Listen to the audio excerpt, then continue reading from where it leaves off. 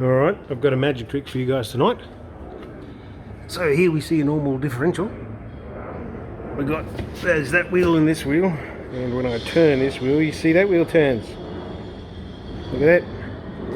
Get a close up of the diff. There we go. Spin one side and the other side goes the other way. Now for the real magic trick. Come on over here. Here's one I prepared earlier. See this differential? Spin the main shaft. Uh-oh. It's magic time. That's not a good sign.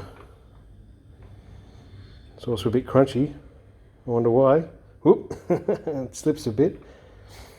Let's try turning this one. I'm doing this left-handed. Uh-oh. Uh-oh. Wah, wah. Look at that. Isn't she a beauty?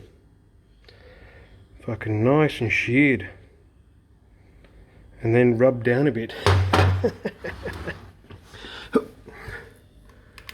It's not meant to be still in there. Bearing's good. Neat. Ah, hell. Good old 3.46 ratio. Not up to the task of twin turbo 400 something horsepower.